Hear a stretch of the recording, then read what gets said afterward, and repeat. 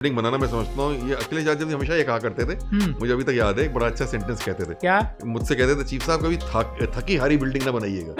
थकी हारी बड़ी सरकारी थकी हारी, हाँ। मतलब थकी हारी, कोई भी सरकारी बिल्डिंग में भी वो खुद नक्शा देखते थे, उनको आर्किटेक्चर का आइडिया था बहुत अच्छा। अच्छा, हाँ, खुद पढ़े लिखे हैं। हाँ, खुद देखते थे। वो कहते थे टॉप क्लास आर्किटेक्चर होना चाहिए और थकी हारी सरकारी बिल्डिंग नहीं होनी चाहिए कोई भी। पुलिस मुख्यालय बनने के बाद जो पब्लिक से जो पुलिस के ऑफिसर्स हैं वो दूर हो गए। आपने ऐसा कारपोरेट कल्चर वहां डेवलप कर दिया। कॉर्पोरेट तो हो गया पूरा। अब पब्लिक वहां घुस नहीं पाती है। ईस्ट वेस्ट नहीं हो पाया, नॉर्थ साउथ वाला हम लोगों ने बना दिया था। हाँ। वो तैयार भी हो गया था, और ट्रेन भी हम लोग को ऑर्डर होके आ गई थी, सब हो गया था। अब उसके बाद ईस्ट वेस्ट वाला कॉरिडोर जो बनना था वो अभी तक क्यों नहीं बन पाया, मैं नहीं समझ पाया, क्योंकि इतने साल निकल के ईस्ट वेस्ट कॉरिडोर बन जाता तो लखनऊ पूरा मेट्रो से कनेक्ट हो जाता कार में। मतलब उस सरकार में पॉलिटिकल लोगों की और पब्लिक की सुनवाई तो होती थी, वो एक कल्चर हमने बनाया था। तो हमारा तो बहुत अच्छा तालमेल रहा और मुझे कोई दबाव नहीं महसूस हुआ। और मैंने अपनी तरफ से कोशिश की कि नीचे तक भी लोगों को दबाव ना महसूस हो, लोग स्वतंत्र होकर काम करें।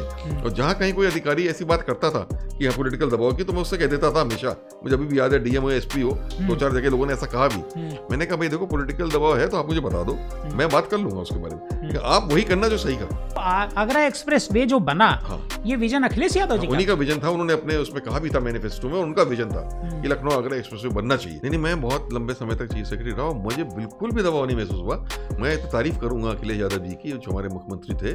उन्होंने मुझे पूरा फ्रीडम दिया काम करने का। वो अपना विजन बताते थे कि भाई हम ऐसा चाहते हैं, इस काम को या इस प्रोजेक्ट को हम इस लेवल का चाहते हैं, एक्सीलेंस का प्रोजेक्ट चाहते हैं, ये बिल्कुल इंटरनेशनल स्टैंडर्ड्स का होना चाहिए, या ये काम ये नीति इस तरीके की कुछ बनाइए, यहाँ पे ये समस्या आ रही है। और इसमें अधिकारियों भी कुछ गलती है, ना केवल पॉलिटिकली। अधिकारी भी इस चक्कर में कि हमको अच्छी और पोस्टिंग मिले, हमारा अच्छा नाम हो, हम और आगे जाएं, वो जरा से ज्यादा भी इधर झुकाव अपना वो दिखाना जो है वो शुरू कर देते हैं, जिसमें वो पब्लिक के साथ कभी कभी न्याय नहीं करते हैं। ये ठीक नहीं है, ये उचित नहीं है मेरे साथ। बड़ी इसकी चर्चा हो रही है उत्तर प्रदेश में कि ब्यूरोक्रेसी जो है पॉलिटिशियन की सुन नहीं रही है, मतलब विधायक जी की नहीं सुन रही है, मंत्री जी की नहीं सुन रही है, मतलब ब्यूरोक्रेसी हावी है। लेकिन जो लोकल लेवल पे पॉलिटिशियंस होते हैं, या जो एमएलए एमपी नहीं भी होते हैं लेकिन पॉलिटिकल कार्यकर्ता होते हैं, वो लोग आजकल मैंने देखा है कि प्रशासन पे या अधिकारियों पे बहुत अधिक दबाव बनाने लगे हैं। I wanted to do something for the society, कि सोसाइटी में कुछ ट्रांसफॉर्मेशन या बदलाव मैं अपने काम से ला सकूं, जैसे शिक्षा के क्षेत्र में हो, स्वास्थ्य के क्षेत्र में हो, गरीबी मिटाने के क्षेत्र में हो। कि पब्लिक सर्विस मुझे बहुत अट्रैक्ट करती थी। उत्तर प्रदेश में बहुत प्रमुख जगहों पर काम किया है और कई सरकारों में आप बड़े महत्वपूर्ण पद पर रहे, जैसे राजनाथ सिंह के आप सेक्रेटरी थे, अखिलेश यादव की सरकार में चीफ सेक्रेटरी थे, और भी सरकारों में आप रहे। जो बदलाव आप क्या देखते हैं कि मतलब किस तरह का बदलाव और किस तरह की कार्यशैली पहले के चीफ मिनिस्टर्स या और लोगों में थी? नमस्कार, आदाब, सत श्री अकाल। डीएनएम पॉडकास्ट में आपका स्वागत है। आज के डीएनएम पॉडकास्ट में हमारे साथ हैं एक ऐसी हस्ती, एक ऐसे ब्यूरोक्रेट जिन्होंने उत्तर प्रदेश का मुख्य सचिव का पद संभाला और राजनीति में उसके बाद कदम रखा। हमारे साथ हैं उत्तर प्रदेश के मुख्य सचिव रहे आलोक रंजन जी, और आलोक रंजन जी अहमदाबाद जो आईआईएम है उससे एमबीए भी हैं। मतलब आईएएस की नौकरी में आने से पहले, आईएएस में सेलेक्ट होने से पहले आलोक रंजन जी आईआईएम में जाते हैं, एमबीए करते हैं और एक कंपनी में नौकरी करते हैं मुंबई में। लेकिन उनका मन कुछ लगता नहीं है उसमें। उन्हें लगता है कि इसके जरिए जो आम लोगों की सेवा है, गांव के लोगों की सेवा है, गरीबों की सेवा है, वो नहीं हो सकती है।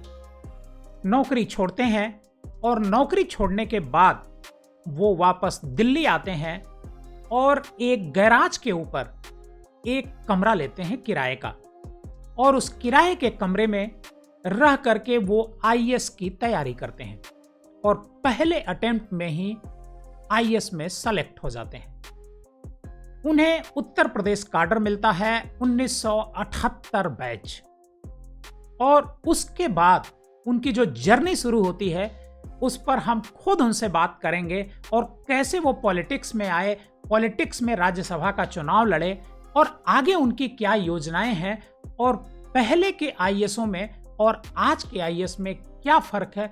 बहुत कुछ हम जानेंगे, उनके निजी जिंदगी में भी झांकने की कोशिश करेंगे। हमारे साथ हैं आलोक रंजन जी, आपका स्वागत है। आलोक रंजन जी, सबसे पहला आपका से जो मेरा सवाल है वो ये है कि आप आईआईएम की नौकरी छोड़ करके, मतलब आईआईएम देश में मुझे लगता है कि सबसे प्रतिष्ठित संस्थान माना जाता है, और उससे आपने आईआईएम से एमबीए किया और मुंबई में आप नौकरी कर रहे थे, लेकिन वो नौकरी छोड़ करके आप आईएएस की सर्विस में क्यों आए? देखिए नंदन जी, आपने कहा आईआईएम, और आईआईएम कौन सा, वो भी आईआईएम अहमदाबाद, जो सबसे प्रतिष्ठित आईआईएम है। और उस समय मेरा सौभाग्य था कि मैं अहमदाबाद के लिए सिलेक्ट हो गया था। BA honours economics Saint Stephen's College Delhi विश्वविद्यालय से करने के बाद सीधे मेरी वहाँ चयन हो गया, और 2 साल 74 से 76 मैंने रेगुलर एमबीए वहाँ किया। उसके बाद मुझे कैंपस प्लेसमेंट से नौकरी भी मिल गई, अच्छी कंपनी में मिल गई, मुंबई में मिल गई, और मैंने 6-7 महीने काम भी किया। लेकिन तब मैंने रिजाइन करके और 7-8 महीने तैयारी करके आईएएस की परीक्षा दी। तो आप पूछेंगे ऐसा मैंने क्यों किया?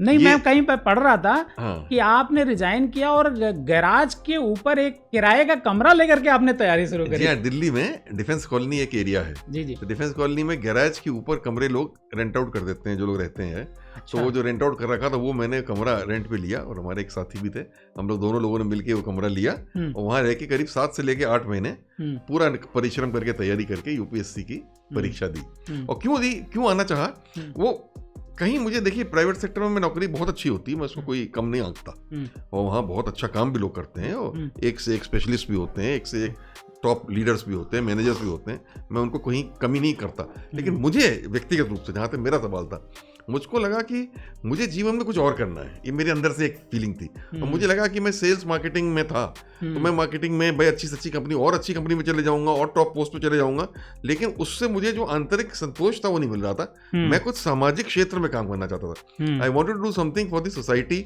कि सोसाइटी में कुछ ट्रांसफॉर्मेशन या बदलाव मैं अपने काम से ला सकूं, जैसे शिक्षा के क्षेत्र में हो, स्वास्थ्य के क्षेत्र में हो, गरीबी मिटाने के क्षेत्र में हो। कि पब्लिक सर्विस मुझे बहुत अट्रैक्ट करती थी, बहुत अच्छा आकर्षण था मेरे अंदर इसका। वो आकर्षण इतना ज्यादा था, मैंने कहा ये तो तभी पूरा हो पाएगा अगर मैं आईएएस में सफल हो पाऊं। तो मैंने कहा इसके लिए मुझे एक पूरा अच्छा एक एफर्ट देना चाहिए। और वो एफर्ट, देखिए प्राइवेट सेक्टर की नौकरी बहुत डिमांडिंग होती है, बहुत डिमांडिंग आज की तारीख में। तो मतलब मुझे लगता है कि लोग गवर्नमेंट में नहीं जाना चाहते हैं और प्राइवेट में जाना चाहते हैं, और वहाँ काम भी वहाँ 10 से 12 घंटे पर डे का होता ही होता है। अच्छा काम अगर आप करेंगे तो उसके साथ साथ मैंने समझा कि आप ये दोनों संभव नहीं है एक साथ। आईएएस की तैयारी भी बड़ी मुश्किल तैयारी है, it's a very difficult examination, very difficult. तो दोनों चीज एक साथ नहीं हो सकती। तो फिर एक बड़ा डिफिकल्ट निर्णय था, लेकिन मैंने लिया कि सर्विस छोड़ दो और आईएएस की तैयारी एक बार लग के दे दो। तो इसीलिए मैंने फिर ये निर्णय लिया। जब 1978 बैच के, चूंकि आप आईएएस हैं, आपका सिलेक्शन होता है, और सिलेक्शन होने के बाद 1978 मतलब मैं 10 साल का रहा होऊंगा। अच्छा। तो 1978 में जहां आपकी पोस्टिंग होती है, यूपी काडर आपको अलॉट होता है, जहां पोस्टिंग होती है एसडीएम के तौर पर, निश्चित तौर पर पोस्टिंग वहीं से शुरुआत होती है हम लोग। तो वहां पहला जो आपका एक्सपीरियंस था वो कैसा था? देखिए बड़ा इंटरेस्टिंग, मैं आपको बताऊं कि मैं 78 बैच का हुआ आईएएस, तो 2 साल तो ट्रेनिंग में निकल जाते हैं। हाँ जी। असूरी एकेडमी में ट्रेनिंग होती है, कुछ डिस्ट्रिक्ट में फील्ड लेवल ट्रेनिंग होती है, सब करते कराते 80 में हम लोग फाइनली पोस्ट होते हैं जी। तो हमें पोस्टिंग पहले एसडीएमशिप की मिली, और यूपी में हमें कानपुर जिला अलॉट हुआ। अच्छा। तो कानपुर जिला जो था उस समय अनडिवाइडेड कानपुर था, मतलब देहात was not a different district, दोनों एक ही डिस्ट्रिक्ट थे। उस समय मेरी पोस्टिंग हुई थी 1980 में। हाँ। तो मैं एक फीलिंग होती है यंग आईएएस ऑफिसर्स में, जब वो डिस्ट्रिक्ट में जाते हैं तब हमको मेन सब डिवीजन मिलेगा। हाँ। क्योंकि हम सोचते हैं हम लोग आईएएस ऑफिसर हैं भाई, तो हमको मेन सब डिवीजन कहलाया जाता है सदर वाला। ओके। तो जैसे आप कानपुर में गए थे, एसडीएम कानपुर आपको बनाया जाएगा। हाँ। कानपुर तहसील आपके अंडर में रहेगी, एसडीएम सदर, एसडीएम कानपुर आपको बनाया। तो मेरी यही एक फीलिंग थी, मुझे बनाया जाएगा। मैं अपने डीएम साहब से मिला, उन्होंने कुछ आदेश किया, उन्होंने कहा ये देखिए मैंने आपका आदेश कर दिया है, ज्वाइन करिए। तो जब मैंने आदेश पढ़ा तो मैं देखता ही रह गया, उसमें लिखा था एसडीएम डेरापुर। मैं समझा नहीं डेरापुर कहाँ है। मैंने बाहर आके लोगों से पूछा, तो जिसको भी बताया वो बड़ा अचंभित हुआ, कहने अरे आपको डेरापुर दे दिया, आईएएस ऑफिसर हैं आप, रेगुलर डायरेक्टर, आपको डेरापुर। मैंने कहा भाई क्या मतलब डेरापुर में क्या दिक्कत है? कहने का साहब बहुत दूर है।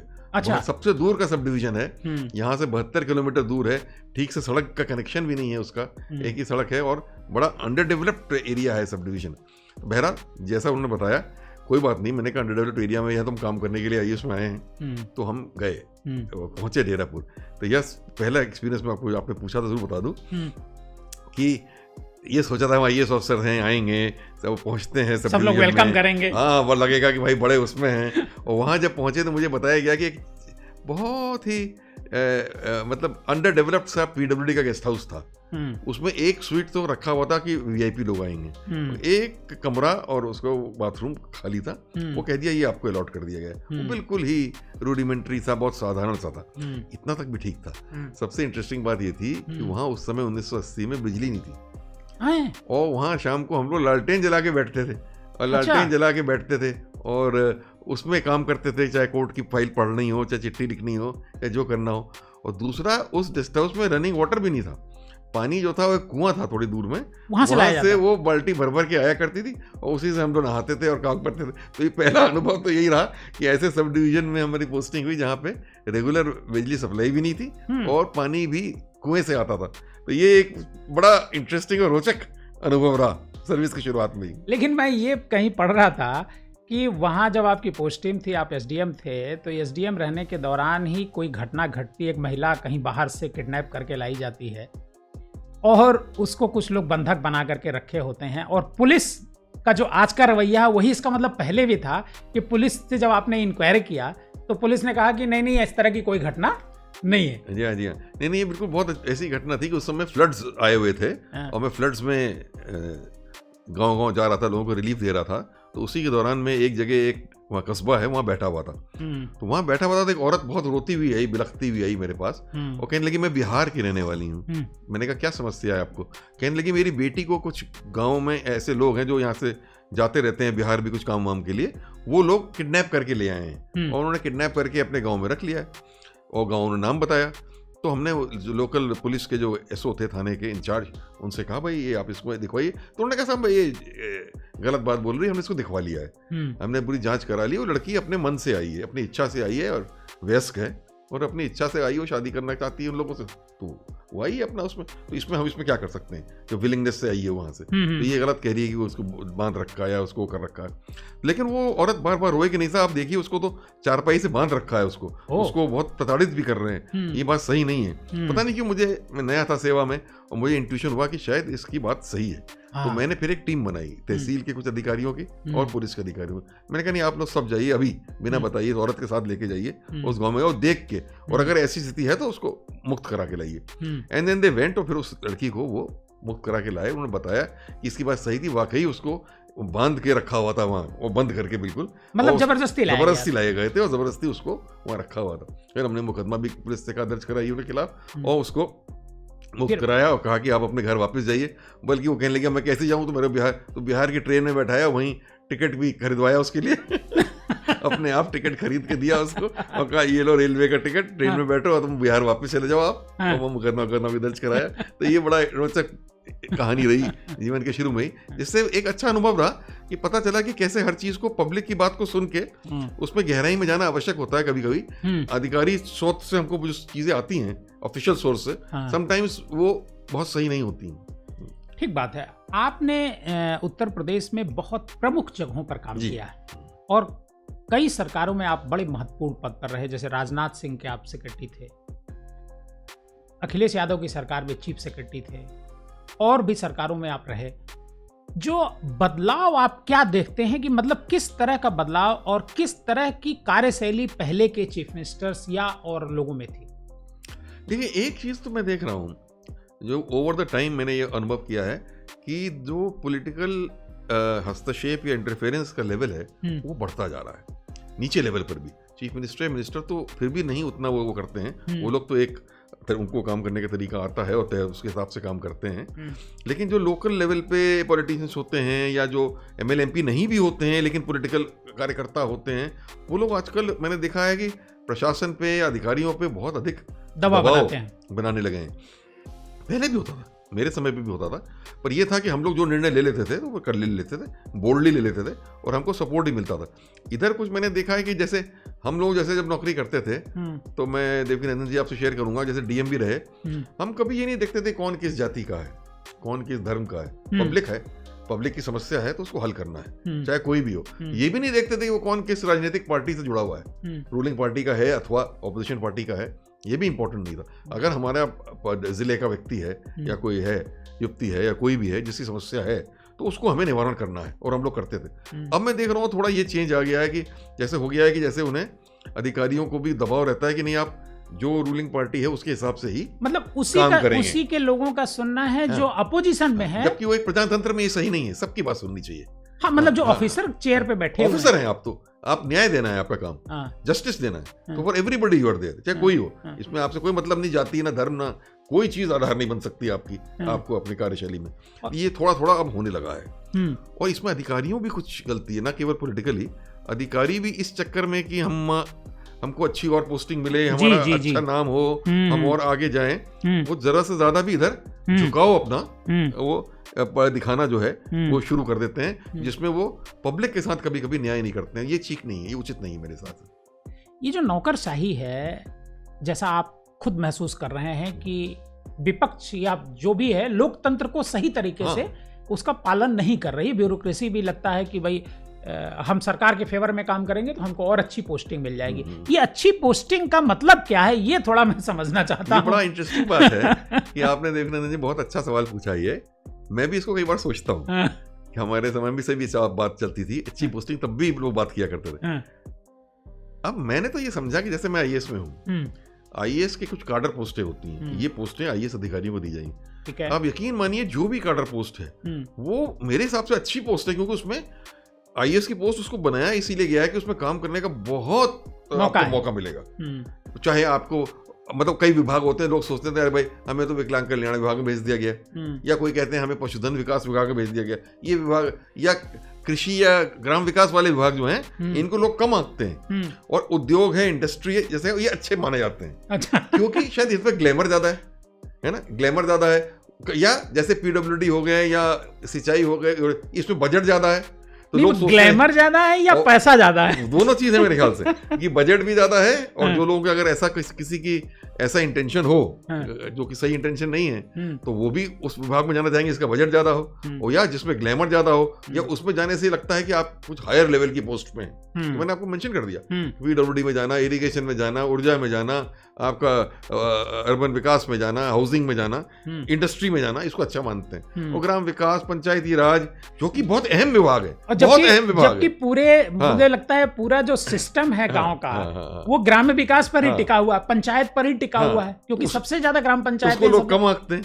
और ये कल्याण वाले विभागों को और कम आंकते हैं। विकलांग कल्याण मतलब जिसमें किसी की सेवा कल्याण, सेवा वाले विभाग, अरे ये तो और भाई कम उसके इंपॉर्टेंस के हैं। और जबकि आईएएस की सर्विस इन्हीं के लिए बनी है, सेवा के लिए ही, इन्हीं लोगों के लिए बनी है ज्यादा। ये बाकी मैं तो आप सही कहते हैं, ये इंडस्ट्री तो इंडस्ट्री वाला काफी हद तक अपने आप भी चला लेगा, लेकिन इन लोगों को तो जरूरत है अधिकारियों की कि वो मदद करें उनकी और आए सामने। अगर हम सेवा की बात करते हैं, सेवा को लेते हैं, पॉलिटिशियन जो होता है वो भी सेवा करने के लिए आता है जी, और आईएएस अधिकारी भी जब सर्विस में आते हैं तो उनका भी एक टारगेट होता है। बहुत सारे आईएएस का इंटरव्यू मैंने देखा है, अभी जो टॉप किया है जिन्होंने मैडम ने अभी इस बार, उनका भी मैं सुन रहा था, एक दिन इंटरव्यू में सुन रहा था, वो कहीं कह रही थी कि हमारा सेवा का काम है, हम सेवा करेंगे।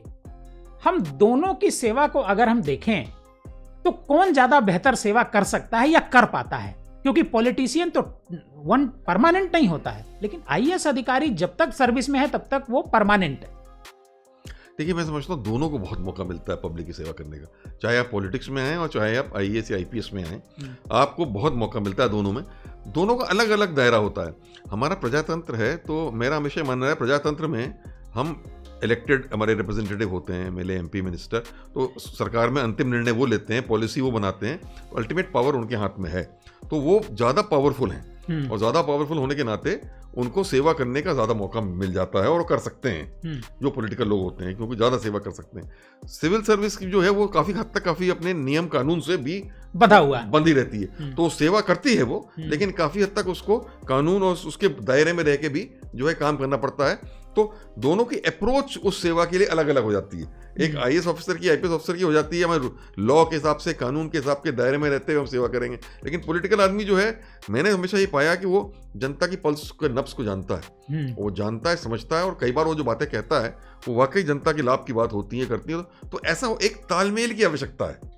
करेक्ट, दोनों के Between बीच both. ब्रीफिंग। हाँ, अगर दोनों साथ चले तो वास्तविक सेवा हो पाएगी, क्योंकि जो पब्लिक क्या चाहती है ये पॉलिटिकल आदमी अधिकारी से ज्यादा जानता है, क्योंकि वो इंटरेक्ट ज्यादा इंटरेक्ट करता है, वो ज्यादा जानता है, पब्लिक का दुख दर्द वो ज्यादा जानता है। अधिकारी तो फाइल पेपर में ज्यादा समय दिखाता है ना, तो पॉलिटिशियन के मुकाबले उसकी जानकारी पब्लिक के दुख दर्द की नहीं हो सकती। एट द सेम टाइम काम उसको करके दिखाना है अधिकारी को। आइडिया दे दिया पॉलिटिकल आदमी ने कि भाई ये यहाँ ये दिक्कत हो रही है, ये समस्या, इसको हल करना है। अब वो समस्या कैसे हल हो, नियम कानून के तहत कैसे हल हो, क्या कानून बनाया जाए ना बनाया जाए, कौन सी पॉलिसी बनाई जाए, कैसे उसको लागू किया जाए, वो सब काम अधिकारी को करना है। तो there has to be close cooperation, तब सच्ची सेवा जो है वो पाएगी। बट क्लोज कोऑपरेशन, अगर आज का परिवेश हम देखें, हम यूपी की ही बात चूंकि करेंगे, तो वो क्लोज जो कोऑपरेशन है, बड़ी इसकी चर्चा हो रही है उत्तर प्रदेश में कि ब्यूरोक्रेसी जो है पॉलिटिशियन की सुन नहीं रही है, मतलब विधायक जी की नहीं सुन रही है, मंत्री जी की नहीं सुन रही है, मतलब ब्यूरोक्रेसी हावी है। अब पता नहीं क्यों ये चर्चा हो रही है। देखिए, ये हो जाता है कि जैसे मैंने बताया कि पॉलिटिशियन आपको बताएगा कि क्या काम होना चाहिए, हाँ, लेकिन वो काम होगा तो किसी नियम के अंतर्गत, बिल्कुल नियम। तो ऐसा हो सकता है कि मान लीजिए अगर कोई काम बताया वो नियम के अंतर्गत वो नहीं पॉसिबल है, तो फिर वो नहीं होगा। तो ये भी लगता है कि ब्यूरोक्रेसी पॉलिटिकल आदमी के कहने से काम नहीं कर रही है। एक ये से भी ये धारणा कभी कभी बन जाती है कि ब्यूरोक्रेसी हावी है। और कभी ये भी है कि एक चीज मैंने अपना व्यवहारिक दृष्टिकोण जो अपनाया कि कभी कभी ऐसा भी होता है कि आपको नियम कानून तो हैं अपनी जगह, लेकिन आपको उनको इंटरप्रेट पब्लिक के इंटरेस्ट में करना चाहिए कि पब्लिक का लाभ हो। तो अगर पॉलिटिकल व्यक्ति भी कुछ चीज बता रहा है और आपको समझ में आ रहा है ये सही है, तो खाली आप इसमें अड़ंगा इस बात पे ना लगा दीजिए कि ये भाई इस फलाना नियम से नहीं हो सकता। उसके कई रास्ते भी निकल जाते हैं। उसको आप सही चाहिए से अप्रूवल कराइए, कैबिनेट से अप्रूव कराइए, वो कराइए, उसके तरीके होते हैं, उसको करके करिए, लेकिन पब्लिक का इंटरेस्ट को आपको सर्वोपरि होना चाहिए। अगर उसको आप सबसे ऊपर रखेंगे तो फिर ये दिक्कत जो है ये नहीं आएगी, तब तालमेल जो है बेटर हो पाएगा। हाँ, ये मैं जरूर कहूँगा, कभी कभी मैंने कोऑपरेशन की बात कही दोनों के शुरू, कोऑपरेशन में, लेकिन ये बात नहीं होना, मुझे एक वर्ड है दूसरा नेगेटिव, कोल्यूजन नहीं होना चाहिए। कोल्यूजन मतलब ऐसा कोल्यूजन नहीं, ये नहीं हो जाना चाहिए कि दोनों में, जैसे मान लीजिए करप्शन ही है, दोनों मिल जाएं, पॉलिटिकल व्यक्ति भी अधिकारी भी, और करप्शन में शामिल हो जाएं, तो बहुत बहुत खतरनाक चीज है। मान लो बड़ा अधिकारी नियम कानून को वो कर दे रहा है खाली कोई गलत काम कर देने के लिए, गलत काम उसको नहीं करना चाहिए। तो ये बात है जो रिलेशनशिप में कि कोई अधिकारियों को पॉलिटिकल उस पर हावी नहीं होना चाहिए, क्योंकि वो पब्लिक को रिप्रेजेंट करते हैं, लेकिन कॉन्स्टिट्यूशन और लॉ ये तो सबसे ऊपर है, इससे हटके काम नहीं हो सकता। हाँ, ये इंटरप्रिटेशन जहां पब्लिक के हित में हो सकता है वो करना चाहिए। आप चीफ सेक्रेटरी रहे बहुत लंबे समय तक, मुझे लगता है कि हाल के दिनों में इतना लंबा कार्यकाल किसी चीफ सेक्रेटरी का नहीं रहा है जितना आपका कार्यकाल रहा है। तो बतौर चीफ सेक्रेटरी अखिलेश यादव जी की सरकार थी, और अखिलेश यादव या समाजवादी पार्टी की सरकार के बारे में कहा जाता है कि बहुत दबाव बना करके समाजवादी पार्टी ब्यूरोक्रेसी पर दबाव बना करके काम करती है, ऐसा बीजेपी के लोग कहते हैं। अक्सर ही ये बात बयानों में आती है। आपने किस तरह का दबाव अखिलेश यादव की सरकार में बतौर चीफ सेक्रेटरी, चूंकि लंबे समय तक आपने काम किया है, कैसा था? नहीं, मैं बहुत लंबे समय तक चीफ सेक्रेटरी रहा, मुझे बिल्कुल भी दबाव नहीं महसूस हुआ। मैं तो तारीफ करूंगा अखिलेश यादव जी की, जो हमारे मुख्यमंत्री थे। उन्होंने मुझे पूरा फ्रीडम दिया काम करने का। वो अपना विजन बताते थे कि भाई हम ऐसा चाहते हैं, इस काम को या इस प्रोजेक्ट को हम इस लेवल का चाहते हैं, एक्सीलेंस का प्रोजेक्ट चाहते हैं, ये बिल्कुल इंटरनेशनल स्टैंडर्ड्स का होना चाहिए, या ये काम ये नीति इस तरीके की कुछ बनाई है, यहाँ पे ये समस्या आ रही है। देयर आफ्टर हम उसको कैसे इम्प्लीमेंट करते हैं, कैसे नीति बनाते हैं, जैसे लखनऊ आगरा एक्सप्रेस वे मान लीजिए या मेट्रो ही बना लीजिए, ये विजन उन्हीं का था। अच्छा, ये जो आगरा एक्सप्रेस वे जो बना, ये विजन अखिलेश यादव जी का? उन्हीं का विजन था। उन्होंने अपने उसमें कहा भी था मैनिफेस्टो में, उनका विजन था कि लखनऊ आगरा एक्सप्रेस वे बनना चाहिए, विजन उनका था। और उन्होंने मदद भी कराई, जमीन एक्वायर करने में, सब करने में उन्होंने अपना पॉलिटिकल वो इन्फ्लुएंस भी यूज करके करी कि आसानी से सब हो गया। लेकिन उसके बाद उसको सही क्वालिटी का बनाना और सही समय से बनाना, सही पार्टीज को हायर करना, उसकी मॉनिटरिंग करना, टीम बनाना, टीम को मोटिवेट करना, ये सब काम मेरा था एज चीफ सेक्रेटरी। मैंने अपने सीईओ और अधिकारियों को चुना, उनको उसमें लगाया, काम कराया, उसमें कहीं इंटरफेरेंस नहीं था। मतलब अखिलेश जी ये कौन सीईओ बनेगा इस डिपार्टमेंट का, चूंकि यूपीडा आप ही ने बनाया था, कौन बनाएगा, ये उन्होंने, उनकी तरफ से कोई हस्तक्षेप नहीं, वो हमने जिसको प्रपोज किया उन्होंने एग्री किया। ओके। हाँ, और जो टीम भी उसके बाद सीईओ ने अपनी टीम सेलेक्ट करी, वो अपने आप सेलेक्ट करी। हस्तक्षेप ये नहीं, ना कॉन्ट्रैक्टर में कोई हस्तक्षेप नहीं कि इसको कॉन्ट्रैक्ट दिया जाए कि उसको दिया जाए कि उसको काम, कुछ नहीं, जो सही समझिए उसको दीजिए। तभी तो ये बन पाया इतनी अच्छी क्वालिटी का और इतने सही समय से बन पाया। तो हमारा तो बहुत अच्छा तालमेल रहा और मुझे कोई दबाव नहीं महसूस हुआ। और मैंने अपनी तरफ से कोशिश की कि नीचे तक भी लोगों को दबाव ना महसूस हो, लोग स्वतंत्र होकर काम करें। और जहाँ कहीं कोई अधिकारी ऐसी बात करता था कि यहाँ पॉलिटिकल दबाव की, तो मैं उससे कह देता था हमेशा। मुझे अभी भी याद है, डीएम हो एसपी हो, 2-4 जगह लोगों ने ऐसा कहा भी। मैंने कहा भाई देखो, पॉलिटिकल दबाव है तो आप मुझे बता दो, मैं बात कर लूंगा उसके बारे में। आप वही करना जो सही का, कि जो सही काम वो करो और मैं आपको प्रोटेक्शन दूंगा। तो मैंने प्रोटेक्शन अपने अधिकारियों को दिया पूरा अपनी तरफ से भी।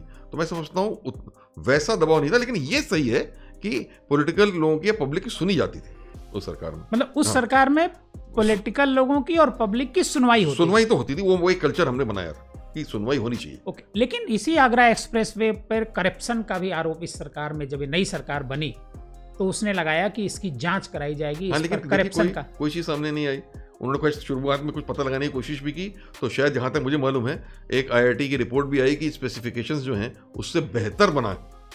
जितना स्पेसिफिकेशंस दिए गए हैं टेक्निकल, उससे और बेहतर बना हुआ है। देखिए उसके बाकी उसकी कोई बात आई भी नहीं कहीं। हाँ, वैसे वो आगरा एक्सप्रेस काफी अच्छा भी है।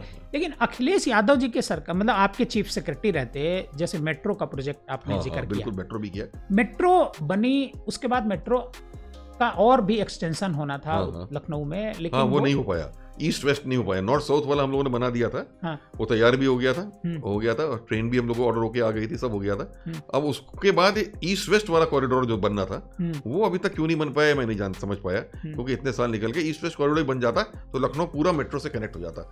और देखिए कितना फायदा हुआ है जो नॉर्थ साउथ वाली बनी है, उससे बहुत फायदा हुआ है। ये नॉर्थ साउथ मेट्रो जो बनी है, इसकी क्या फिजिबिलिटी क्या है? कहा जा रहा है कि वो प्रॉफिट में नहीं है। मतलब उस समय क्या आप लोगों ने सोचा? फिजिबिलिटी स्टडी की गई थी उस समय, और बल्कि भारत सरकार में क्लियरेंस पीआईबी का मिलता है, वो तभी मिलता है जब फिजिबिलिटी स्टडी आप वहाँ प्रस्तुत करें। तो फिजिबिलिटी स्टडी के लिए लखनऊ मेट्रो को इसीलिए कुछ लैंड के पार्सल भी दिए, उसमें किए गए थे, जिसको वो डेवलप कर लें, जिससे उनकी आय बन सके। मतलब ये तो क्लियर था कि कुछ सालों तक मेट्रो इतनी रेवेन्यू नहीं देगा कि आप प्रॉफिट में आ पाए, कुछ सालों तक। उसके बाद जब स्टेबलाइज होकर बन जाएगा तो आपको फिर आना शुरू हो जाएगा। बट इनिशियली ये नहीं है, कुछ साल आपको लॉस सहना पड़ेगा। तभी उसके लिए उनको कुछ लैंड का वो भी दिया गया था कि इसको आप डेवलप करिए, कमर्शियली वो करिए, और इसकी आय से आपकी आय वो हो जाएगी, जिससे आपको सरकार के ऊपर निर्भर नहीं होना पड़ेगा, आप अपने लेवल से इसको चला सकेंगे। तो ये मॉडल बना था, इसी पे रेट ऑफ रिटर्न इसका कैलकुलेट किया गया था, और वो रेट ऑफ रिटर्न वहाँ पे भारत सरकार के पीआईबी लेवल पर भी अप्रूव हुआ था। अच्छा, आपके ही समय में ये बना पुलिस मुख्यालय, जिसे कहा जाता है कि वर्ल्ड का पुलिस मुख्यालय बना है। आपने देखा होगा, बहुत बढ़िया। मैं कई बार गया हूँ। लेकिन पुलिस मुख्यालय बनने के बाद जो पब्लिक से जो पुलिस के ऑफिसर्स हैं वो दूर हो गए। आपने ऐसा कारपोरेट कल्चर वहां डेवलप कर दिया, कॉर्पोरेट तो हो गया है पूरा। अब पब्लिक वहां घुस नहीं पाती है। मतलब जैसे मैं पुराना डीजीपी ऑफिस हमारे बगल में ही था, वहां पर कोई भी आदमी DGP, ADG, LO and IG जो लोक शिकायत थे उनसे मिला करता था। मैं खुद रिपोर्टिंग करता था, मैंने खुद देखा था। आज की तारीख में वो डीजीपी ऑफिस में कोई घुस नहीं सकता बिना कोई ऑफिसर बुलाए। तो ऐसे कारपोरेट कल्चर से क्या फायदा? नहीं, ये तो नहीं होना चाहिए। ये बिल्डिंग अच्छी बनना तो अच्छी चीज है। हाँ, शायद वर्ल्ड क्लास की बिल्डिंग बनी है। वर्ल्ड क्लास बिल्डिंग बनाना मैं समझता हूँ। ये अखिलेश यादव जी हमेशा ये कहा करते थे, मुझे अभी तक याद है, एक बड़ा अच्छा सेंटेंस कहते थे। क्या? मुझसे कहते थे, चीफ साहब कभी थकी हारी बिल्डिंग ना बनाइएगा। थकी हारी बड़ी सरकारी थकी हारी, मतलब थकी हारी। कोई भी सरकारी बिल्डिंग में भी वो खुद नक्शा देखते थे, उनको आर्किटेक्चर का आइडिया था बहुत अच्छा। अच्छा, खुद पढ़े लिखे हैं। हाँ, खुद देखते थे। वो कहते थे टॉप क्लास आर्किटेक्चर होना चाहिए, और थकी हारी सरकारी बिल्डिंग नहीं होनी चाहिए कोई भी। तो थकी हारी इसलिए नहीं, आप देखिए वर्ल्ड क्लास है, वर्ल्ड क्लास है इसमें कोई वर्ल्ड में शायद जो आता है वो देखता है। मतलब हमें तो कई लोगों ने बताया, हम तो उसके बनने के बाद नहीं गए देखने, पर कई लोग जो डीजीपी का खुद का ऑफिस है, वो कहते हैं किसी भी चेयरमैन को प्राइवेट सेक्टर के सीईओ से बेटर ऑफिस है। इसमें टॉप कंपनी के चेयरमैन सीईओ से बेटर ऑफिस है। तो वो तो बात, लेकिन पब्लिक से दूरी होना ये नहीं ठीक है। इसका तो सिस्टम अधिकारियों के ऊपर निर्भर है। बिल्डिंग बन जाने से कोई बैरियर थोड़ी हो गया। बिल्डिंग अच्छी बन गई तो और अच्छा, बल्कि और वो दूसरा कल्चर में होना चाहिए कि जो पुलिस से मिलने आए उसको एक इंक्वायरी काउंटर हो, जहाँ सोफे लगे हों, जहाँ वो बैठे, उसको आदर से सत्कार से बैठाला जाए, उसका अपॉइंटमेंट हो, अपॉइंटमेंट में उसको भेजा जाए, उसको मुलाकात कराई जाए, या पब्लिक मिलने आए तो उसको ये बड़ा ऑफिस, अच्छा ऑफिस बन जाना, पब्लिक के साथ बैरियर बन जाए, ये तो कहीं उद्देश्य नहीं था, ऐसा नहीं होना चाहिए। ये तो ऑफिसर्स को देखने की बात है, उसकी कार्यशैली ऐसी लाएं और सिस्टम्स ऐसे बनाएं कि पब्लिक उससे दूर ना हटे, बल्कि पब्लिक को और वेलकमिंग होना चाहिए, और बल्कि वो कल्चर होना चाहिए police is friendly to you. हाँ। पुलिस आपकी मदद के लिए है, पुलिस आपकी रिस्पॉन्स, लोगों को अच्छा लगे वहां जाना। बल्कि जैसे थाना का था या पुलिस के पहले ही दफ्तर थे, थाने का अभी भी हाल कि थाने में लोग जाने घबराते हैं क्योंकि वो एक माहौल ऐसा लगता है ना कि पता नहीं क्या है। तो बल्कि माहौल ऐसा नहीं होना चाहिए, पुलिस एक आपकी मददगार भी है, फ्रेंड है आपके लिए कोई। पुलिस इसीलिए बनी हुई मदद करने के लिए, हाँ। पुलिस मदद करने के लिए बनी। लेकिन मैंने ये महसूस किया कि आप इतने लंबे समय तक चीफ सेक्रेटरी थे, आप करीब 38 ईयर आपका पूरी सर्विस रही है, लेकिन पुलिस का जो कल्चर है इन 38 सालों में, मुझे मतलब मैं अपने हिसाब से बता रहा हूँ, 38 साल तो आपने देखे हैं, मुझे कोई बदलाव नजर नहीं आ रहा है। जैसे कि पुलिस पहले थी कि कोई घटना हो जाती थी तो उसको छिपाना, जैसे आप जब पहले सर्विस में गए थे, एसडीएम बने थे, तो जो इंस्पेक्टर साहब थे उन्होंने असली बात नहीं बताई, उन्होंने कहा कि नहीं वो दोनों शादी करने वाले हैं, बट असलियत क्या थी कि वो किडनैप की हुई थी और जबरदस्ती शादी कराई जा रही थी। पुलिस का कल्चर पहले जैसा ही आज इन 38 सालों में आपके करियर के हिसाब से मैं पूछूं क्यों है? नहीं, इसमें काम करने की बहुत जरूरत है, ये है अभी भी। और कई आईपीएस ऑफिसर्स जो हमारे आए हैं वो बड़े अच्छे हैं, वो बड़े पॉजिटिव हैं, वो बड़ा डिफरेंट एप्टीट्यूड जैसे आप कह रहे हैं उस टाइप का रखते हैं, उस टाइप का बदलाव लाने की पूरी कोशिश करते हैं। But somewhere down the line जब सिस्टम में आप थाने लेवल पे जाते हैं, कहाँ जाते हैं, तो फिर वही चीज़ जो है वो सामने आनी शुरू हो जाती है। मेरा अपना इसमें एक फीलिंग है, कहीं कहीं हम लोगों ने ट्रेनिंग जो है वो पुलिस की जो ट्रेनिंग को इग्नोर किया है। आज भी आप देखिए ना, पुलिस ट्रेनिंग कॉलेजेस जो हैं वो बड़ी अजीब सी बात है, मैं आपसे शेयर कर रहा हूँ। उसकी पोस्टिंग से लोग पनिशमेंट पोस्टिंग मानते हैं। पनिशमेंट पोस्टिंग, जिस किसी आईएएस आईपीएस की पोस्टिंग हो जाती है, जिसको कहते हैं पनिश करना है, उसको पीटीसी भेज दो। तो PTC in fact should be a very good posting. उसमें उनको अच्छी सहूलियत सुविधा देनी चाहिए, बिकॉज जैसे आर्मी है, डिफेंस फोर्सेस है, कितनी बढ़िया ट्रेनिंग होती है लोगों की, वहाँ टॉप क्लास ट्रेनिंग होती है, और उनके बेस्ट लोग ट्रेनिंग में रहते हैं, लोग रहते हैं ट्रेन करते हैं लोगों, तभी तो वो लड़ाई लड़ने के समय बिल्कुल तैयार रहते हैं, because they are trained so well. अब पुलिस में अच्छा, वो ट्रेनिंग इतना, जब आदमी ही डिमोटिवेटेड जाता है तो वो ज्यादा ध्यान भी नहीं देता है, तो बिल्कुल रूटीन तरीके से ट्रेनिंग होती, बल्कि ट्रेनिंग नए सिरे की होनी चाहिए। ये सब इनोवेटिव होना चाहिए, ये नई टेक्नोलॉजी समझना, जैसे साइबर क्राइम इतना हो रहा है सब, और ये एटीट्यूड की बात कि भाई you are friend to the people, आप उस तरीके से बात करिए लोगों से, वैसे बिहेव करिए, आपका वेलकमिंग वो एटीट्यूड होना चाहिए कि लोग पब्लिक आपसे डरे घबराए नहीं, क्रिमिनल डरे घबराए, साधारण आदमी ना डरे घबराए। तो ये सब चीज ट्रेनिंग में अगर लोगों के दिमाग में सही ट्रेनिंग करके डाला जाएगा तो वो एटीट्यूड आएगा। एक तो वो ठीक से ट्रेनिंग नहीं होती, और दूसरा एक मैंने देखा तरीका, भाई शॉर्टेज तो हमेशा रहती है।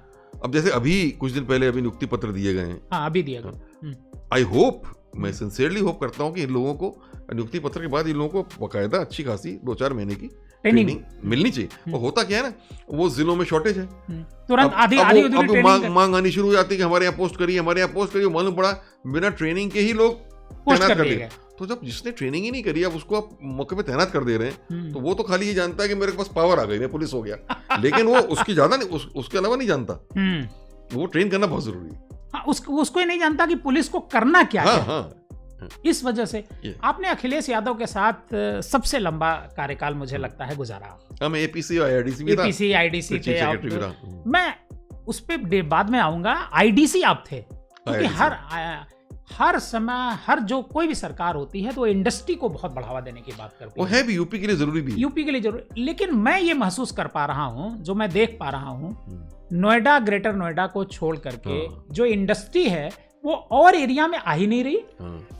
जबकि औद्योगिक नीति जो हम लोगों के टाइम पे भी बनी थी और वो भी आगे कंटिन्यू भी हुई है, उसमें रीजनल एरियाज के हिसाब से इंसेंटिव्स अधिक दिए गए हैं कि अगर आप पूर्वांचल में इंडस्ट्री लगाएंगे या बुंदेलखंड में लगाएंगे या मध्यांचल, तो पश्चिमांचल के मुकाबले अधिक इंसेंटिव्स आपको दिए जाएंगे। क्योंकि नोएडा, ग्रेटर नोएडा में तो मेरा मानना है इंडस्ट्री अपने आप आती है, अपने आप आती है, क्योंकि दिल्ली नजदीक है। तो उसमें आपको कोई बड़ी नीतिगत निर्णय लेना या वो करने की आवश्यकता नहीं, industry will come on its own. यहाँ लाने के लिए नीति की आवश्यकता है कि वो इनकरेज करें और ईज ऑफ डूइंग बिजनेस हो और वो कल्चर हो कि वो आप इंडस्ट्री आए। लेकिन यहाँ जिस रफ्तार पे आनी चाहिए वो आप सही कह रहे हैं, अभी नहीं आ पा रही है। इस पे अभी और काम करने की ज़रूरत है, क्योंकि अगर इधर नहीं आएगी तो फिर यूपी इंडस्ट्रियलाइज स्टेट नहीं हो पाएगा। और वो नहीं हो पाएगा तो फिर जो कृषि पे लोग आधारित हैं उनको दूसरा रोजगार नहीं मिलेगा, और दूसरा रोजगार नहीं मिलेगा तो उनकी पर कैपिटा इनकम नहीं बढ़ेगी, प्रति व्यक्ति आय नहीं बढ़ेगी, वो गरीबी की रेखा में ही पड़े रह जाएंगे। तो ये उत्तर प्रदेश के विकास के लिए उचित नहीं है। मुझे लगता है कानपुर के बगल में जो ट्रांस गंगा सिटी हाँ, बनाया गया था, इंडस्ट्रियल हम लोग बना रहे थे बहुत बड़ा स्टेट, इतना बड़ा नया शहर बना रहे थे, नया शहर बना हुआ है, लेकिन आपके समय में शायद बना था। हाँ, अभी उन्होंने बनाया था, पता नहीं अलॉटमेंट हुआ नहीं हुआ, लेकिन आज भी वहां पर एक इंडस्ट्री नहीं लगी हुई है। ऐसे ही पड़ा हुआ है। तो ऐसा क्यों है? वो लगता है कुछ इग्नोर हो गया उसके बाद से, या जो भी बात हुई वो उसके आगे वो बढ़ा नहीं प्रोजेक्ट। वो बहुत बेहतरीन प्रोजेक्ट था। आइडिया यही था कि कानपुर में तो अब नहीं ज्यादा जगह है, वो ट्रांसगंगा करके ट्रांसगंगा करके एक नया कानपुर ही बताया जाए जो एक औद्योगिक शहर के रूप में होगा। आई होप उस प्रोजेक्ट को आगे बढ़ा मिलेगा। जब आप आईडीसी थे और फिर चीफ सेक्रेटरी बने, तो सबसे बड़ी इंडस्ट्री कौन सी आप मतलब उत्तर प्रदेश में लेकर के आए और उसको मतलब जो लग गई हो? कोई ऐसी इंडस्ट्री है? शायद सैमसंग हम लोग लाए थे। सैमसंग का हमें अभी भी याद है, उस समय बात थी कि वो एक्सपेंशन करने जा रहे थे और कह रहे थे 15,000 करोड़ का इन्वेस्टमेंट करेंगे एक्सपेंशन का, और 5,000 करोड़ डायरेक्ट और 50,000 इनडायरेक्ट एम्प्लॉयमेंट देंगे। लेकिन उसमें दिक्कत उस समय यही आ रही थी, लैंड की बात की थी कि लैंड वो कह रहे थे बहुत कॉस्टली है, और हमारी औद्योगिक नीति में लैंड की कोई सब्सिडी नहीं थी।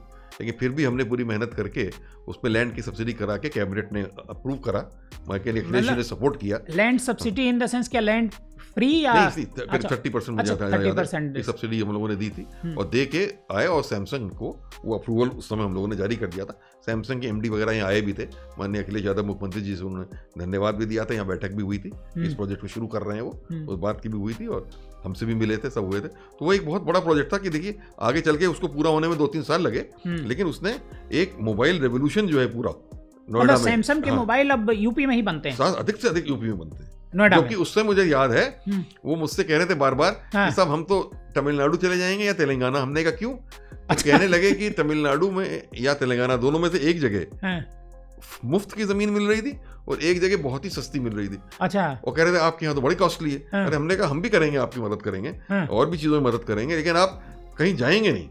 अच्छा। हाँ, मैंने कहा मैं आपको ना तमिलनाडु जाने दूंगा ना तेलंगाना जाने दूंगा, और मैं पूरी कोशिश करी। अखिलेश जी यादव जी ने पूरा सपोर्ट दिया और हम सैमसंग को यहाँ लाए। सैमसंग आई, इसके अलावा कौन सी बड़ी इंडस्ट्री आपके कार्यकाल में जो आई हो उत्तर प्रदेश में? नहीं, और एक देखिए इंडस्ट्री के अलावा बड़ा एक उदाहरण आपको बताऊं, बेनेट कोलमैन यूनिवर्सिटी जो आज 10,000 बच्चे पढ़ रहे हैं, बेनेट कोलमैन यूनिवर्सिटी। हाँ, जो टाइम्स ऑफ इंडिया वालों की, वो भी हरियाणा या कहीं और जाना चाह रहे थे। अच्छा। तो माननीय मुख्यमंत्री जी से मिले तो मुख्यमंत्री जी ने मुझे बुलाया, कहा कि भाई ये यूनिवर्सिटी तो यहाँ आनी चाहिए, वहाँ क्यों जा रही है? अच्छा। तो शायद उनके जो थे मालिक थे, उन्होंने ये कहा कि साहब हमें बहुत क्लियरेंसेस मिलने में यूपी में हमें लगता है कि हमें बहुत टाइम लग जाएगा, जो अनुमोदन अप्रूवल्स चाहिए, इसलिए हम दूसरे के जाना चाह रहे हैं। तो उन्होंने कहा नहीं, आप हमसे कहा कि आप कितने दिन में दे देंगे? आप 45 दिन में, हमको अखिलेश यादव जी ने कहा, इनके सारे क्लियरेंसेस करा दीजिए। हमने कहा हम करा देंगे। तो उस समय किसी को विश्वास नहीं हुआ, बेनेट कोलमैन को भी विश्वास नहीं था। अच्छा। और उनके लोग हमसे मिले गए, लेकिन हम 45 दिन क्या, मुझे अभी भी याद है, हमने उसके आधे समय में उनको क्लियरेंसेस जो थे वो सारे दे दिए, और फिर बेनेट कोलमैन यूनिवर्सिटी जो है यहाँ लगी। आज 10,000 बच्चे उसमें पढ़ रहे हैं, और टॉप क्लास यूनिवर्सिटी है इसमें नोएडा की, इसलिए ये भी मुझे याद है बिल्कुल।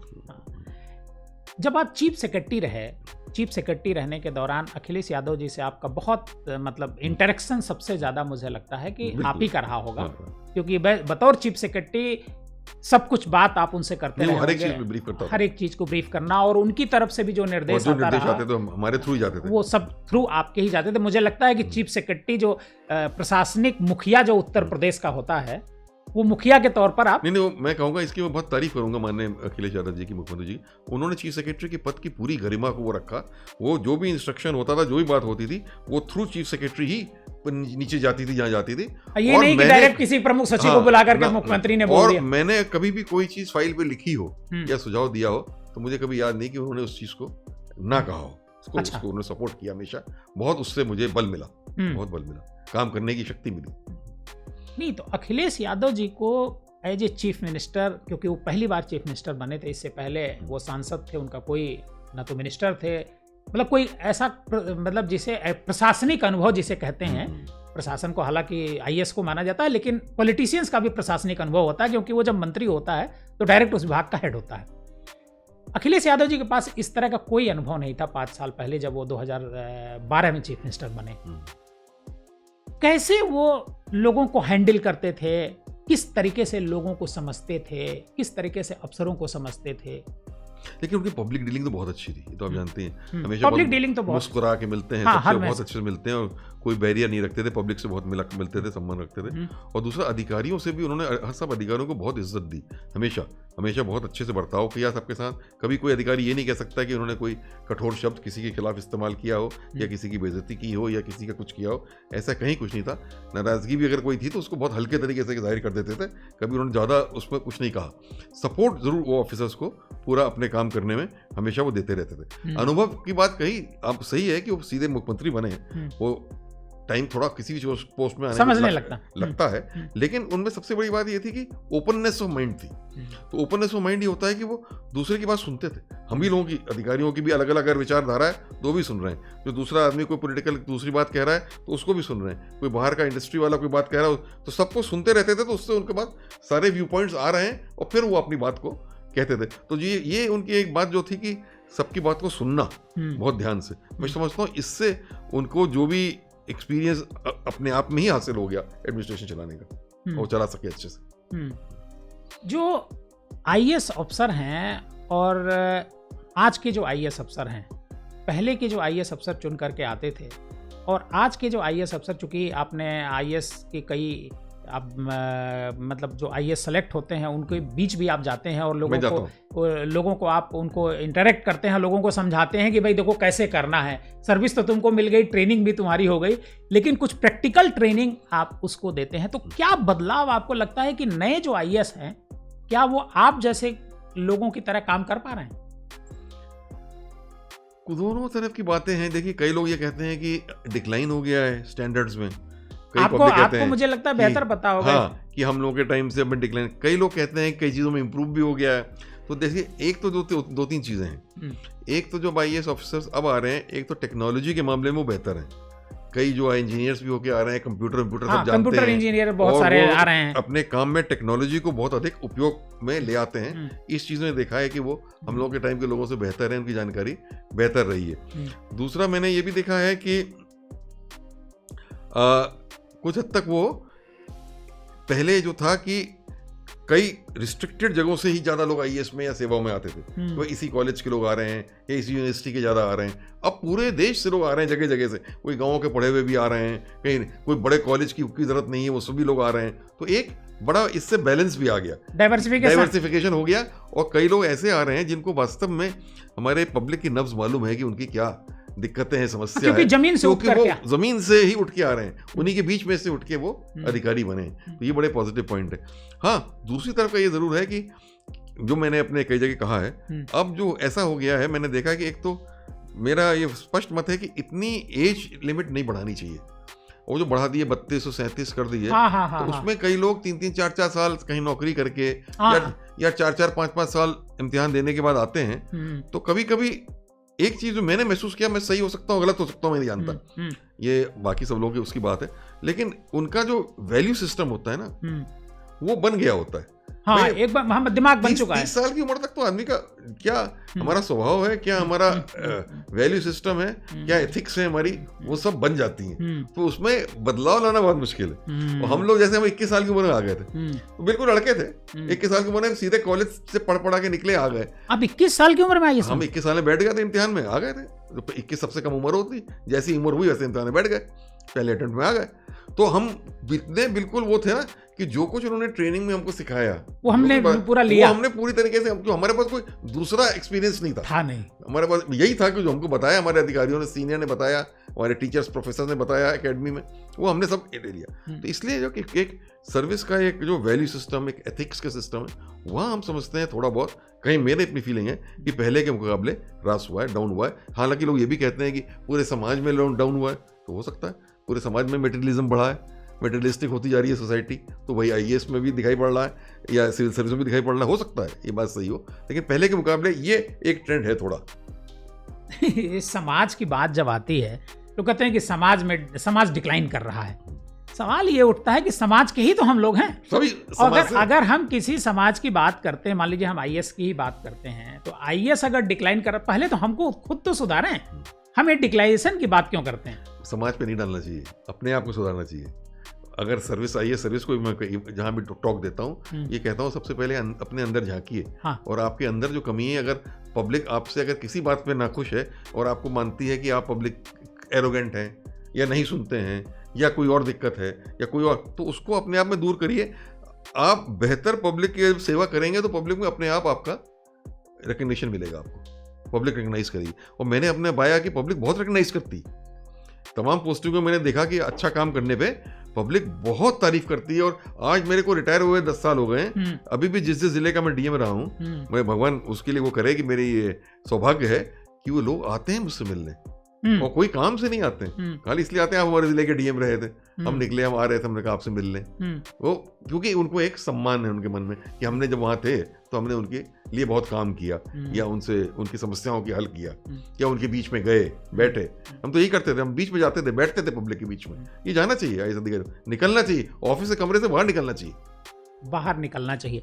आपकी एक बुक आई है, मेकिंग ए डिफरेंस।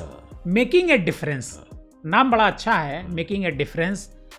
ये आईएएस को लेकर के है या अपनी जो सर्विस है उसको लेकर के? आईएएस सर्विस को लेकर ही मैंने बात किया है और अपने अनुभव उसमें दिए हैं। मैं ये जो लोग आईएएस में आना चाहते हैं या जो आईएएस में हैं नए लोग, उनके लिए विशेष तौर पर मैंने लिखा है, ये बताने के लिए कि आपको क्यों आईएएस में आके काम करना चाहिए। क्या वो मेकिंग अ डिफरेंस आपका ऑब्जेक्टिव होना चाहिए कि हम समाज में एक सकारात्मक परिवर्तन लाएं, एक बदलाव ऐसा लाएं जो कि पॉजिटिव चेंज हो, जो पब्लिक सर्विस करें वाकई लोगों की। अगर आप मतलब ये आईएएस सेवा मैंने तो ये पाया 38 साल में कि ये मौका देती है आपको कि आप घर घर में बदलाव ला सकते हैं, एक एक झोपड़ी में परिवर्तन ला सकते हैं अगर आप अच्छा काम करें किसी भी क्षेत्र में।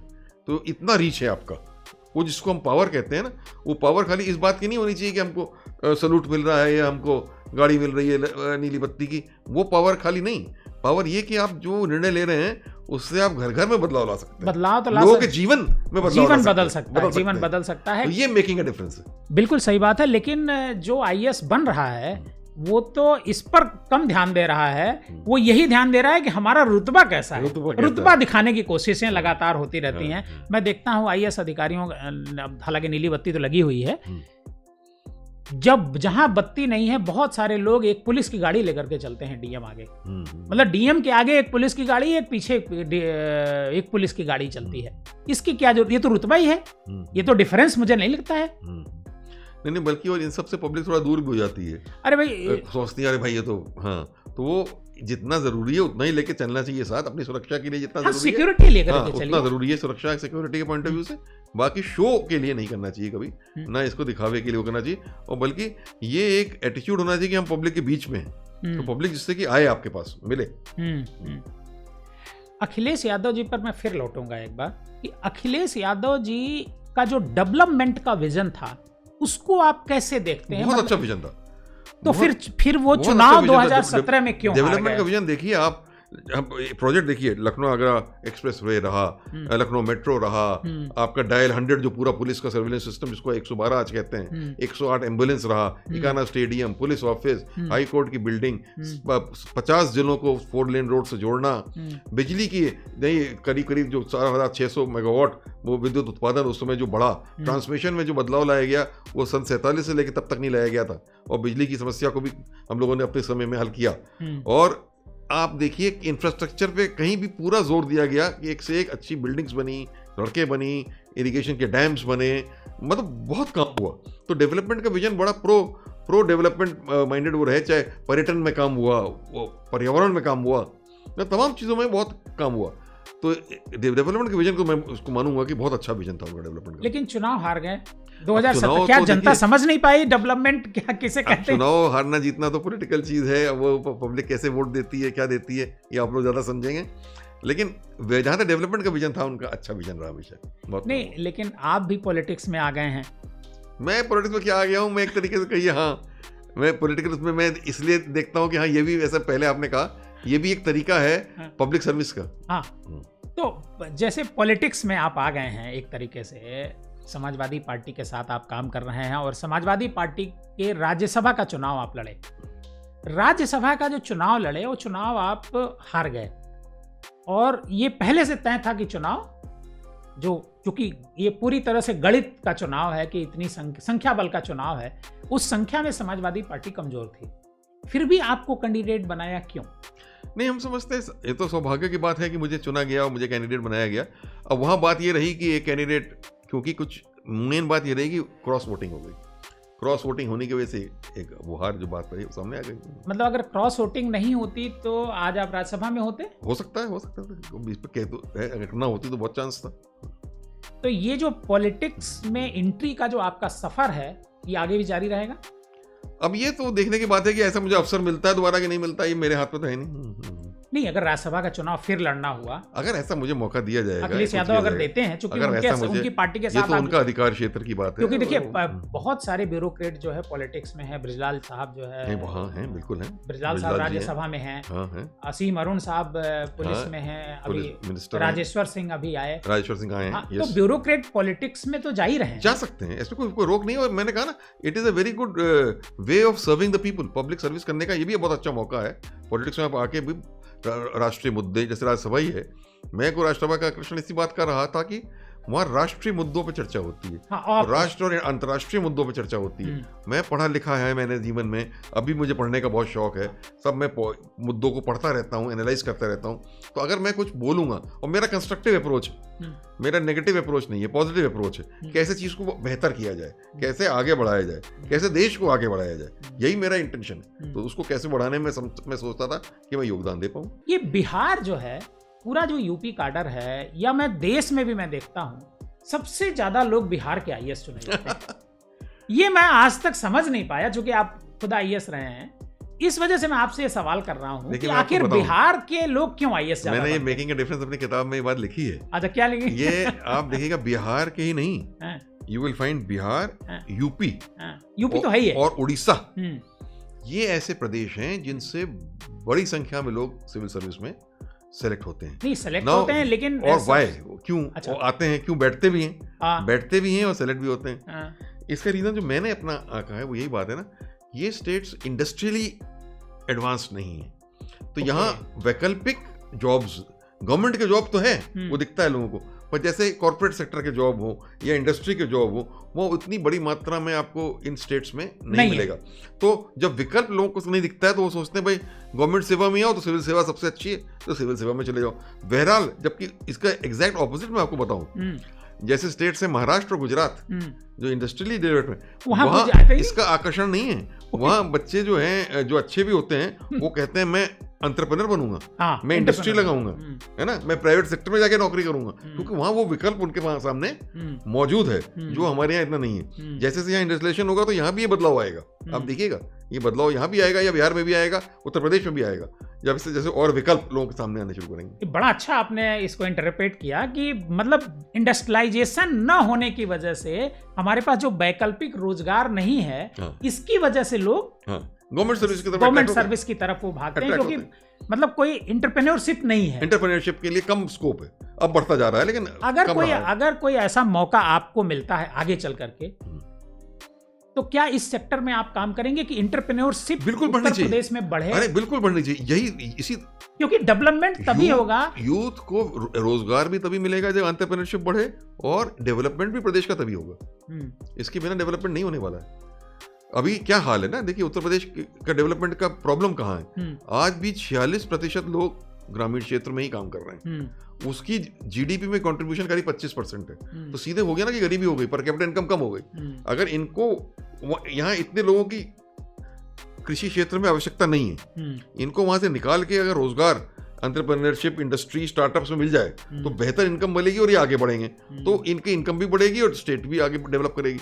और वहां फंसे रहने से ये इनका कंट्रीब्यूशन जीरो हो जाता है स्टेट के डेवलपमेंट में, क्योंकि इतने लोगों की आवश्यकता भी नहीं जो कृषि पे आधारित है, है ना, ये बात है। तो फार्म से नॉन फार्म की तरफ मूव करना बहुत जरूरी है, तभी डेवलपमेंट होगा। एक सवाल मैं और आपसे लूंगा कि जब आपने आईएएस की नौकरी में का सिलेक्शन किया कि नहीं हम यूपीएससी देंगे, और आप उस समय नौकरी कर रहे थे बंबई में, तो उस समय तो आपको ज़्यादा तनख्वाह मिल रही होगी और निश्चित तौर पर सरकारी जो सर्विसेज थी उसमें कम सैलरी मिलती थी। नहीं, बिल्कुल आप सही कह रहे हैं, बल्कि यही सवाल की बात आया कि जब मैंने अपनी कंपनी में भी रिजिग्नेशन दिया तो उन्होंने भी कहा कि क्या बात है, आपको सैलरी की कोई दिक्कत है, हम सैलरी आपकी बढ़ा देते हैं, वो कर देंगे। मैंने कहा नहीं, सैलरी की बात नहीं है, मैंने बताया कि मैं पब्लिक सर्विस करना चाहता हूँ, सोसाइटी में कंट्रीब्यूट करना चाहता हूँ। वो लोग कुछ समझे नहीं बात मेरी, लेकिन खैर बात।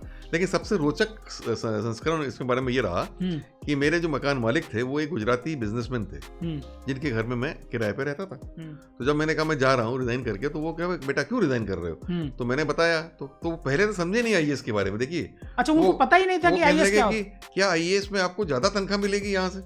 तो मैंने यही बताया जो आपने पूछा, मैंने कहा नहीं, 1/3 मिलेगी, कम 1/3 से भी कम मिलेगी, तो भी मिल रही है। उन्होंने कहा तब बेटा क्यों जा रहे हो। उनको बात ही नहीं समझ में आई कि हम कम तनख्वाह में क्यों जा रहे हैं। और मैं जो है बताने की कोशिश की कि समाज के लिए कंट्रीब्यूट करूंगा, ये करूंगा, वो करूंगा, वो उनको ज्यादा समझ में नहीं आया। बल्कि हंसी की बात तो ये समझे कि कहीं ये निकाल दिया गया, ऐसे ही कह रहा है। उन्होंने मुझे आशीर्वाद भी दिया कि बेटा तुम्हें जल्दी अच्छी नौकरी। लेकिन हाँ, मैं ये बताऊं कि जब मैं आईएएस में आया अभी, तो जैसे कार्डर मिलता है हम लोग, मैं यूपी का हूँ, मुझे यूपी कार्डर मिला, लेकिन 1/3 कोई मिलता है, बाकी 2/3 बाहर के होते हैं, किसी भी स्टेट कार्डर में जो आते हैं लोग, कि वो अदर स्टेट से आते हैं। और जो अपने को अपना कार्डर मिल जाए, ये मेरिट के आधार पर मिलता है। तो हमारे मेरिट पोजीशन हाई थी, इसलिए हमें अपना कार्डर मिल गया। लेकिन जैसे मुझे अभी भी याद है, गुजरात कार्डर हमारे का था टाइम का, कोई भी लड़का गुजरात का नहीं था जिसको गुजरात कार्डर मिले। सब आउटसाइड गुजरात के 6-7 लोग थे जिन्हें गुजरात कार्डर मिला। तो ये स्थिति है कि वहाँ के लोग कम बैठते हैं, क्योंकि उनको एंटरप्रेन्योरशिप ज़्यादा अट्रैक्ट करती है, बिजनेस ज़्यादा अट्रैक्ट करती है, इंडस्ट्री के ज़्यादा विकल्प मौजूद हैं, तो वो उधर की तरफ जाते हैं, वो कम बैठते हैं, और इधर की स्टेट्स के लोग ज़्यादा बैठते हैं। ओके। आलोक रंजन जी, बहुत बहुत धन्यवाद। आपसे बहुत सारी चर्चा हुई, और पॉलिटिक्स से लेकर के आपके जो आईएएस के सफ़र तक हर मुद्दे पर आपने बहुत बेबाकी के साथ जवाब दिया। आपका बहुत बहुत धन्यवाद डीएनएम पॉडकास्ट। बहुत धन्यवाद, बहुत धन्यवाद देवकीनंदन जी, बहुत धन्यवाद।